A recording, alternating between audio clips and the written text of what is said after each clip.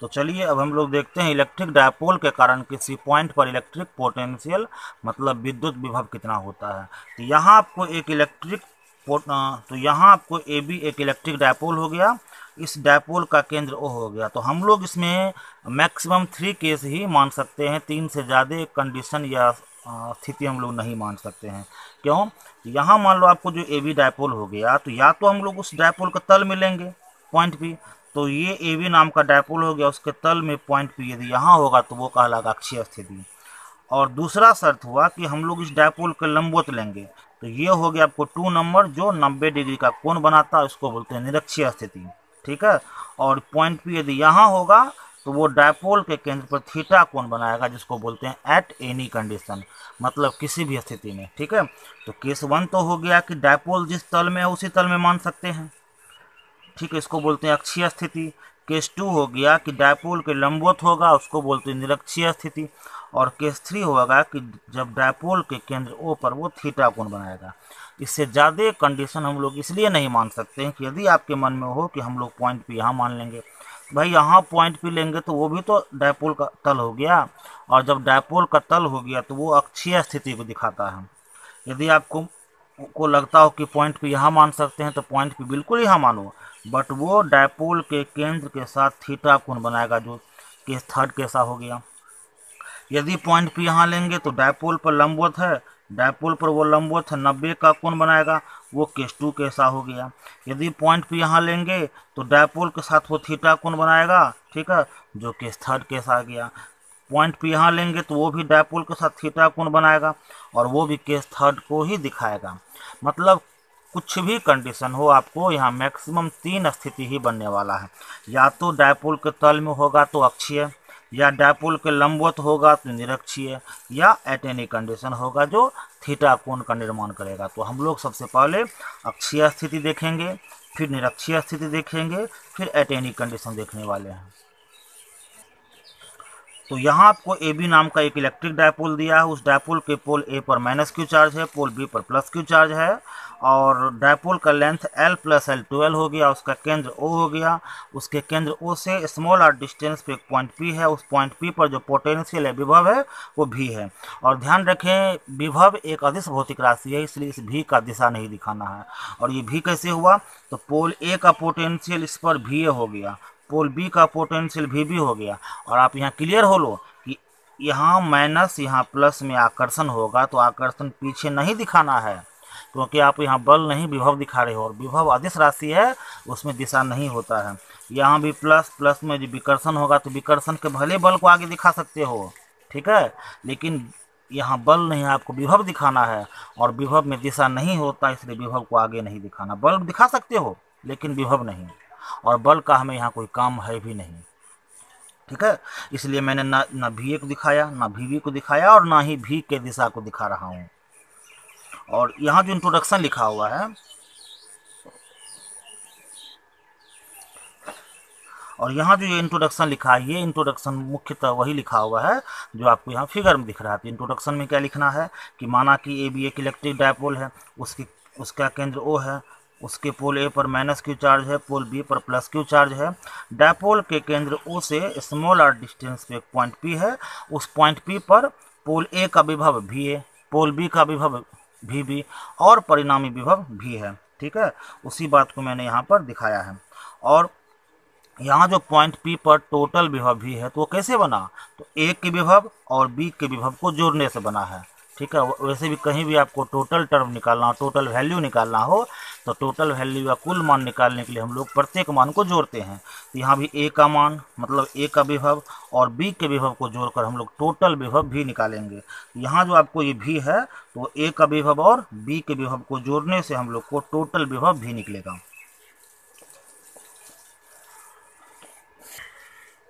और आप पहले पढ़ चुके हो कि नेगेटिव चार्ज का विभव या पोटेंशियल नेगेटिव होता है, और फिगर में आप देखो ए का चार्ज नेगेटिव है,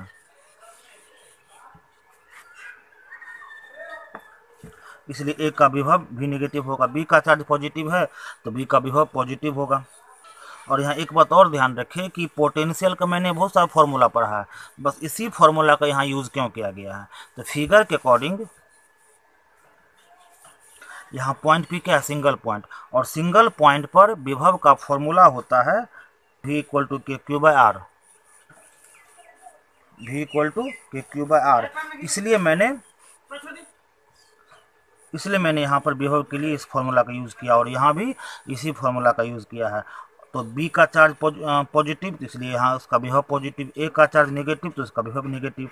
अब यहाँ से के क्यू और के क्यू कॉमन ले लिया गया है, बचा 1/r, सॉरी 1/RA, 1/RA। क्योंकि यहाँ पे नेगेटिव है तो इसको मैंने लास्ट में लिखा है नेगेटिव चार्ज को, यहाँ 1/RB। अब यहाँ के क्यू आ चुका है, ठीक है। अब RB का जो वैल्यू होगा वो फिगर में हम लोग फाइंड कर सकते हैं। अब देखो आरबी, तो आरबी कहने का सेंस हुआ कि पॉइंट बी से लेकर पी का डिस्टेंस, बी से लेकर पी का डिस्टेंस। तो यदि हम लोग यहाँ से यहाँ तक का टोटल डिस्टेंस लिखें, यहाँ ओ से लेकर पी तक का टोटल डिस्टेंस लिखें, उसमें से हम लोग इस ओ बी को घटा दें, तो क्या हम लोग को बी से लेकर पी तक का डिस्टेंस निकल जाएगा? तो बिल्कुल निकलेगा। उसी बी से पी तक के डिस्टेंस को हम लोग आर बी कहते हैं, ठीक है। तो हम लोग बी पी या आर बी कैसे निकालेंगे?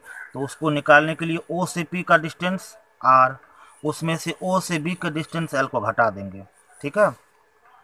तो हम लोग वही किए हैं, तो आर में से एल घटाए हैं।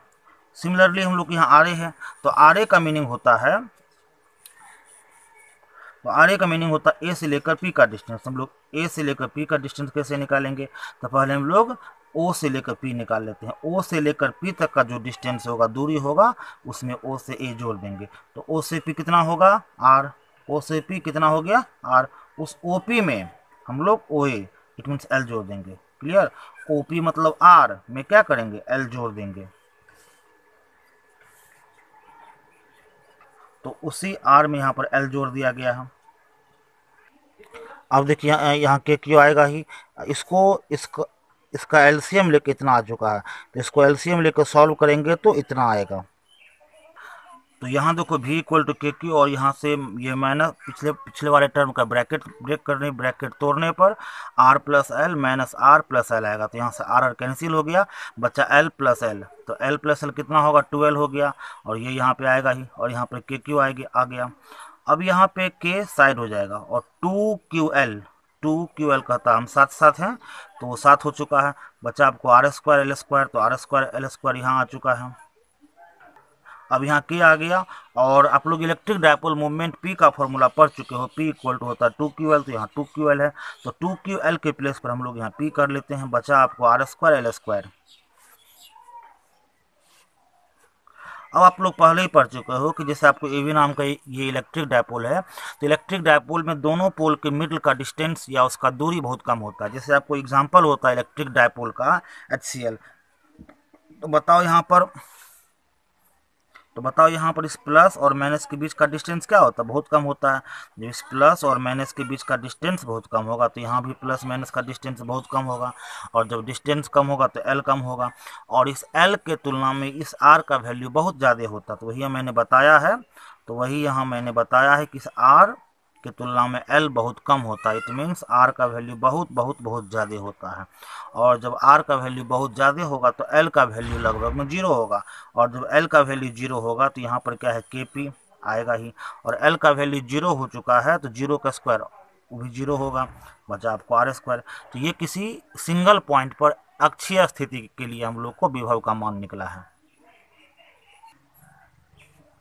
चलिए अब देखते हैं कि इलेक्ट्रिक डायपोल के निरक्षीय स्थिति या केस 2 के लिए विभव का मान कितना होता है। तो यहाँ पर आपको एक इलेक्ट्रिक डायपोल दिया है, उसके पोल ए पर माइनस क्यू चार्ज है, पोल बी पर प्लस क्यू चार्ज है, और जो ए से लेकर बी तक का दूरी है वो एल प्लस एल 2L है, ठीक है। और डायपोल के केंद्र ओ से लंबवत दूरी आर पे एक पॉइंट पी है, और हम लोग को इसी पॉइंट पी पर विभव का मान निकालना है। अब सीधा सोचो आप, यहाँ जो पोल ए है, जो पोल ए पर माइनस क्यू चार्ज है, वो अपना विभव लगाएगा पोल पी पर, और ए का विभव होगा VA, बी का विभव होगा VB, और जो कि विभव में दिशा नहीं होता, इसलिए हम लोग यहाँ पर VA और VB का दिशा नहीं दिखाएंगे, और VA और VB दोनों मिलकर यहाँ पर टोटल विभव V बनाएगा या V का निर्माण करेगा। और नीचे मैंने उसी पॉइंट को भाषा में लिखा है, क्योंकि किसी फॉर्मूला को प्रूव करने से पहले हम लोग को उस फॉर्मूला के बारे में कुछ इंट्रोडक्शन लिखना पड़ता है, तो उसी इंट्रोडक्शन को मैंने नीचे लिखा है। तो उसमें मुख्यतः क्या लिखा गया है कि लिखा गया है कि माना कि ए बी एक इलेक्ट्रिक डायपोल है जिसके पोल ए पर माइनस क्यू चार्ज है, पोल बी पर प्लस क्यू चार्ज है। डायपोल के केंद्र ओ से लंबवत दूरी आर पर एक पॉइंट पी है, उस पॉइंट पी का विभव भी है, और उस पॉइंट पी पर ए का विभव भी है, बी का विभव भी और टोटल विभव भी है। ठीक है, उसी बात को मैंने यहाँ पर लिखा है। और इससे पहले मैंने बताया था कि कहीं भी टोटल विभव निकालने के लिए हम लोग को इच पॉइंट के विभव को जोड़ना पड़ता है। तो वही मैंने यहाँ पर किया है, v equal to V A plus V B. और चूंकि पोल ए का चार्ज नेगेटिव है, इसलिए ए का जो विभव का फॉर्मूला होगा वो उसमें नेगेटिव साइन लगाया गया है। बी के फॉर्मूला में पॉजिटिव साइन लगाया गया क्योंकि बी का चार्ज पॉजिटिव है। और भी का यही फॉर्मूला क्यों लिखा गया है, क्योंकि पॉइंट पी एक सिंगल पॉइंट है और किसी भी सिंगल पॉइंट पर विभव का फॉर्मूला होता है के क्यू बाय आर, इसलिए मैंने यहाँ के क्यू बाय आर लिखा है। अब चूंकि ये विभव पॉइंट ए का इसलिए आर ए लिखा गया है। यहाँ पर भी के क्यू बाय आर बी लिखा गया क्योंकि ये विभव पॉइंट बी का है, इसलिए यहाँ पर आर बी किया गया है। अब यहाँ से के क्यू कॉमन ले लिया गया है, बचा यहाँ आपको minus one by R A, तो minus one by R A, यहाँ plus one by R B, तो यहाँ plus one by R B लिखा गया। यहाँ पर के क्यू आ चुका है,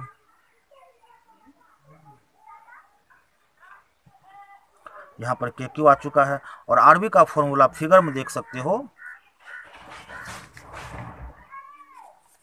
अब देखो आर बी का फॉर्मूला क्या है। अब देखो आरबी का फॉर्मूला क्या है, तो ओ बी पी एक आपको समकोण त्रिभुज बन रहा है। उस समकोण त्रिभुज में बीपी क्या हो गया, कर्ण हो गया। और कर्ण का फॉर्मूला होता है लंब स्क्वायर जो आधार स्क्वायर का रूट, तो लंब है आर तो आर का स्क्वायर लिखा गया है, तो आर का स्क्वायर लिखा गया। आधार है एल तो एल का स्क्वायर लिखा गया, उसका रूट किया गया है। सिमिलरली क्या है आपको यहाँ पर ए पी भी क्या हो गया, कर्ण हो गया। ए ओ पी नाम के समकोण त्रिभुज में ए पी क्या हो गया, कर्ण हो गया। उस कर्ण का फॉर्मूला क्या होगा, लंब स्क्वायर जो आधार स्क्वायर का रूट, तो लंब में है आर तो आर का स्क्वायर, आधार में है एल तो एल के स्क्वायर का रूट किया गया है। इट मीन्स आपको आर ए का जो वैल्यू है वही वैल्यू आपको आर बी का है। ठीक है,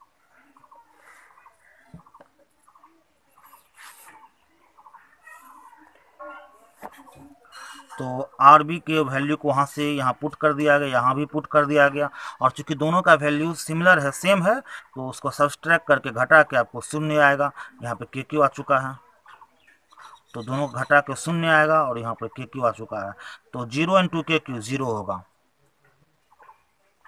तो यही आपको निकला निरक्षीय स्थिति का टोटल विभव। क्लियर, तो अक्षीय स्थिति का विभव आपको के क्यू बाय आर स्क्वायर होता है और निरक्षीय स्थिति का विभव आपको 0 होगा।